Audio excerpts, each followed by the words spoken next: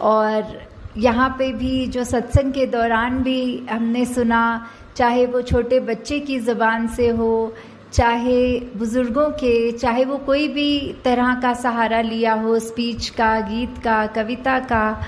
तो सबने एक ही बात दोहराई कि ये जो मिशन हमें क्या शिक्षा दे रहा है, ये ईश्वर परमात्मा पर निरंकार, ये हमारे लिए क्या अहमता जीवन में रखते हैं। और हालांकि ये भी उस तरह से देखा जाए तो हम अगर सिमरन कर रहे हैं और निरंकार प्रभु परमात्मा को याद कर रहे हैं तो उसका उद्देश्य क्या है कि निरंकार को तो कोई फ़र्क नहीं पड़ेगा कि हम अगर निरंकार को याद रख रहे हैं कि नहीं, पर हमें अपनी इस जीवन काल में किस तरह जीना है वो अगर नज़रिए से देखें तो हम सही रास्ते पे हैं कि गलत, वो जो हमारा एक है मेजरमेंट लेने का कि किस तरफ हैं हम, उसको अगर तोलना हो तो यही पता लगता है कि अगर हम सिमरन करके कोई भी कार्य का डिसीजन ले रहे हों तो हमें अपने आप पता लग जाएगा कि अगर मन में वो कार्य करने का समझ में आता है कि गिल्ट फ्री हो के एक स्वच्छ तरीके से मन के भाव खुश हो रहे हैं तो हम बिल्कुल ठीक डायरेक्शन में चल रहे हैं। और अगर वही बात कि हम कोई कार्य करते हुए भी मन में ऐसे सोच आ रहे हैं कि ये डिसीजन तो बिल्कुल जो सत्संग में सुनते हैं ऐसे चीज़ों से बिल्कुल उलट है, तो हम खुद ही समझ सकते हैं कि क्या हमारा वो एक निर्णय करना उस चीज़ पे कि इस समय चाहे वो छोटी बात हो चाहे बड़ी हो, इतना भी हो कि अगर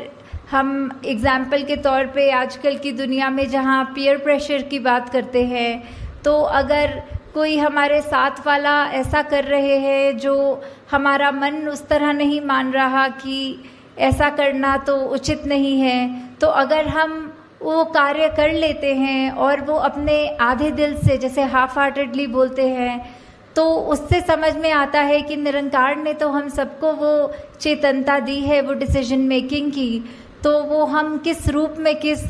तरफ वो लेकर जा रहे हैं। क्या हम सिर्फ उसी लिए ये कार्य कर रहे हैं कि सदियों सदियों से ये कार्य हो रहा है और अब तो ये परंपरा बन गई है, ये एक रूटीन बन गई है, तो हमें ऐसे समय में वो चीज़ों को सोचना कि ये जो भी हम कर रहे हैं ये एक अंधविश्वास की तरह एक ये अंधाधुंध कार्य ना होता रहे, पर किस तरफ हमारी सोच हमें जो सही मार्ग दिखा रही है, जो निरंकार प्रभु परमात्मा का आसरा लेने के बाद जो ये सोच बन जाती है, तो वो कभी भी हमें गलत रास्ते नहीं जाने देता। और साथ ही जहाँ आज हम सत्संग में ये बहुत अलग तरह की भावना भाषाओं में सुन रहे थे, कोई प्रेम, नम्रता, करुणा की बात, कोई विशालता की बात, कोई इस निरंकार की महिमा का बयान करते हुए या फिर सिर्फ अपने मन के भाव कर रहे थे, तो यही सोच में ध्यान में बात आ रही थी कि किस तरह चाहे हम कहीं से भी आए हों, हम एक दूसरे को सत्संग में यहाँ बैठ रहे हैं, हमारे आगे पीछे दाएं बाएं जो बैठ रहे हैं हम उनको जानते भी नहीं, उनका नाम भी नहीं जान सकते, तो जहाँ हम इतने छोटे से कमरे में बैठे हैं तो एक दूसरे को नहीं जानते,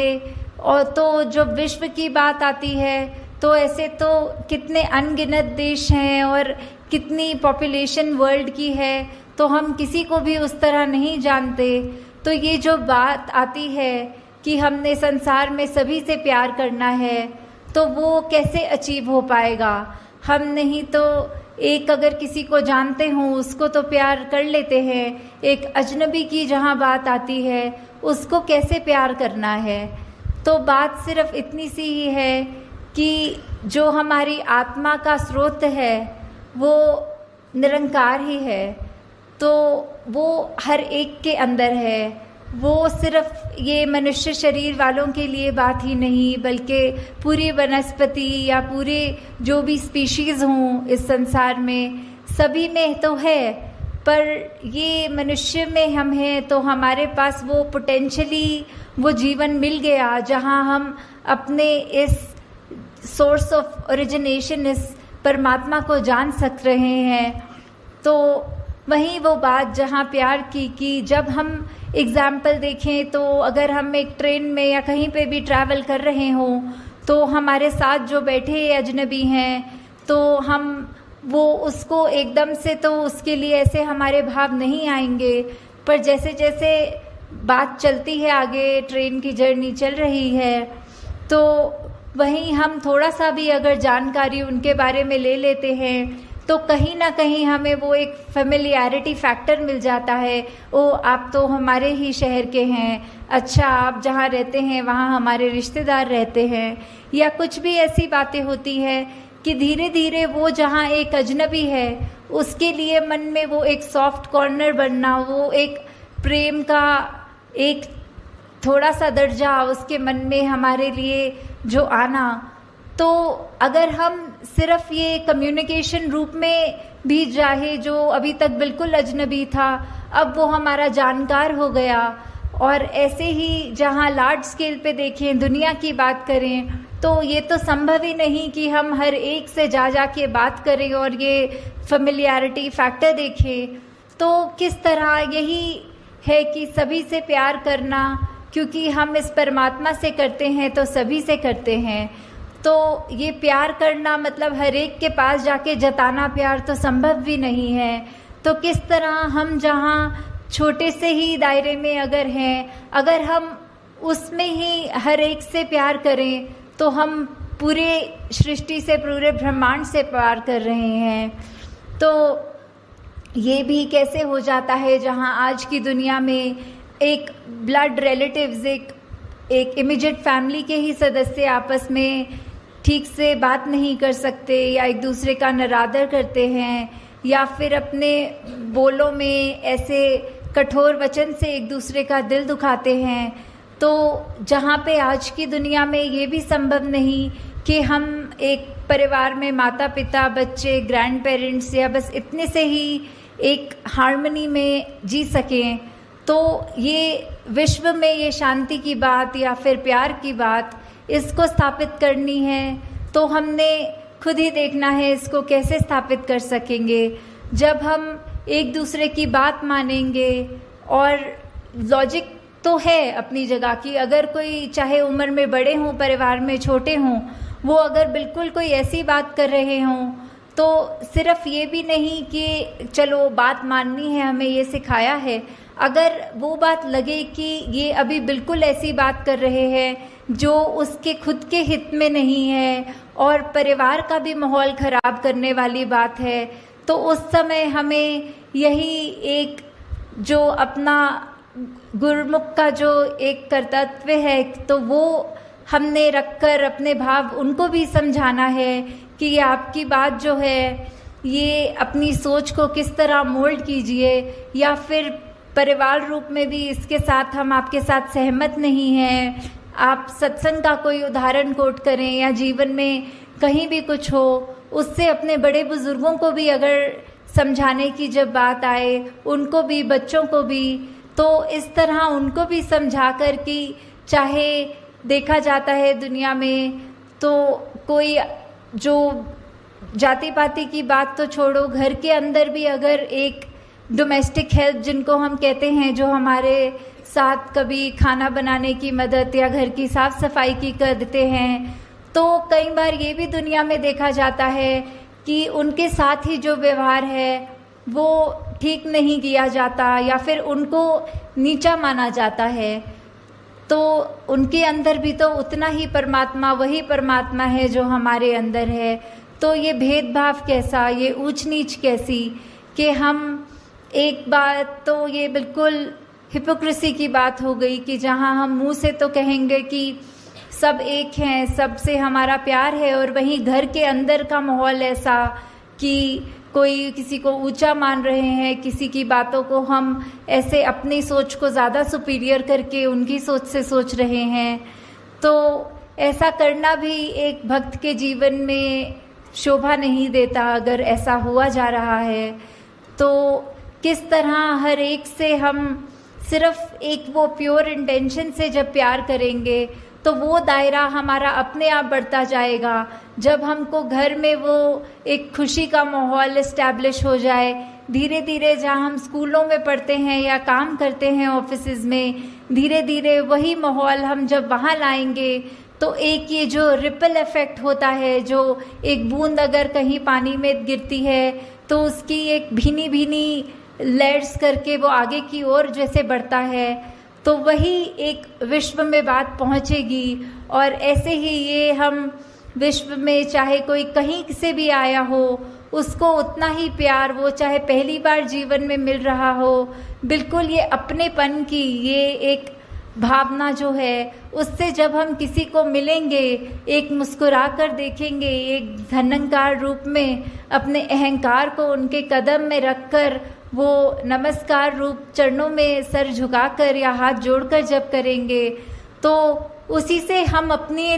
आगे दूसरों तक वो प्यार पहुंचा रहे हैं। तो बहुत बार दुनिया में देखा है कि काफ़ी सब कहते हैं हमें ये पसंद नहीं है, हम एक क्रांति लाना चाह रहे हैं। तो सबसे बड़ी क्रांति तो एक हर एक के अपने मन की क्रांति होगी, जहाँ एक कोई मॉब इकट्ठा करने की ज़रूरत नहीं, बस हम अपने आप को बदलते रहें, हमारा जीवन इतना अच्छा हो जाए कि और कोई भी वो जीवन देखे तो बोले इनके जैसा ही बनना है, और वही क्रांति फिर उसके आगे मन में अगले के होगी। और ऐसे ही हम ये जो विश्व शांति, विश्व प्रेम, बंधुत्व, भाईचारा, या हम ये जो हार्मनी इन वननेस की बात करते हैं, वर्ल्ड विदाउट वॉल्स की बात करते हैं, इसको एक अचीव करना संभव हो सकेगा। जैसे कहा भी जाता है कि अगर हम किसी को मिल रहे हों तो एक जो हैंडशेक की बात होती है, तो we can not shake a person's hand if our own fist is clinched. एक दायरा, एक तंग दिल्ली, एक मुट्ठी ऐसे जकड़ के बंद कर लेने से हम वो कैसे दूसरे का हाथ मिला पाएंगे। हाथ मिलाने के लिए तो हमें अपना हाथ खोलकर उसके हाथ के साथ अपने हाथ को छूकर वो एक रिश्ता मन से कायम करके उससे हैंडशेक कर सकेंगे। तो दातार सब पे कृपा करे कि आप सब जहाँ हर पल कोशिश करते हैं कि एक बेहतर इंसान बन सकें, वहाँ पर साथ ही साथ जब तक ये प्रभु परमात्मा निरंकार की सोच मन में है, किस तरह का संतों ने युगों युगों से सिखाया है कि एक मनुष्य की ये ह्यूमन क्वालिटीज़ क्या होती हैं, वो ज़्यादा से ज़्यादा अपने लाइफ में डालने की, उतारने की जब तक हम कोशिश कर रहे हैं, तो हम तब तक एक ठीक डायरेक्शन, एक हमारी दृष्टि, दिशा, हर चीज़ एक तरफ है। तो वो सही तरफ है कि गलत है, वो हमने तय करना है। और वो निरंकार का सहारा लेते हुए अपने आसपास के जो भी संत महात्मा हैं, वो जो अच्छी शिक्षा दें, वो शिक्षा को ग्रहण करते हुए अपने जीवन को और सुधारना है। और दूसरों पे भी कोई टिप्पणी करने की ज़रूरत नहीं कि ये तो बोलते कुछ हैं, इनकी पर्सनल लाइफ में झांक के देखो तो इनका जीवन तो अलग है। ये सत्संग में तो आकर कहते हैं कि गाली गलोच नहीं करना, और इनके घर अगर जाओ तो ये तो प्यार से ही बात नहीं करते। तो वो उनकी अपनी ज़िंदगी है, वो जो रिश्ता उनका, फिर आगे निरंकार को पता है उनके साथ क्या करना है। हमने कुछ वो नहीं सोचना कि ऐसा व्यक्ति कहता कुछ है, करता कुछ है। हमें सिर्फ अपने लिए, हमारे हित के लिए क्या है वो देखना है कि अगर ऐसा कोई इंसान जिसका हमें पता है कि कर्म रूप अच्छा नहीं, पर वो बात अच्छी कर रहा है, उस बात को ग्रहण करना है। जैसे हम सब ने बहुत बार ये एग्जाम्पल सत्संग में सुना भी है कि बाबा गुरबचन सिंह जी के पास जब सब कोई आए थे महापुरुष, और कह रहे थे कि आप कहते हैं कि हर एक में उसकी अच्छाई ढूंढनी है, तो आज सुबह आते समय संगत के एक शराबी जो नाले में गिरा हुआ था, वो दृश्य देखने को मिला, तो उसमें से क्या अच्छाई अपने जीवन में डालें। तो बाबा जी ने आगे से यही उत्तर दिया कि आप ये सोच लो कि उसका जो जीवन है, हमें ऐसा अपना जीवन नहीं बनाना। हमें अपनी सोच को या कर्म रूप में इतना नहीं गिराना कि अपना कहाँ लेटे हैं, कहाँ बैठे हैं, व्यवहार कैसा है, वो अच्छा ही रखना है। दूसरों की अगर खामियां हैं तो उससे यही सीखो कि हमारे अंदर ये ऐसी खामी ना आ जाए। तो दासी आपका और समय नहीं लेना चाहती और 11 बजे से सब आप पहले ही संगत आए हैं, तो यही एक कामना रखते हुए कि हर एक महापुरुष जो आज यहाँ है वो सिर्फ अपने ऊपर, स्वयं के सुधार के ऊपर ही फोकस्ड रहते हुए ये बात मन में लेकर जाएं कि जो भी बात अच्छी लगे, चाहे संसार में रहते हुए चाहे सत्संग में रहते हुए,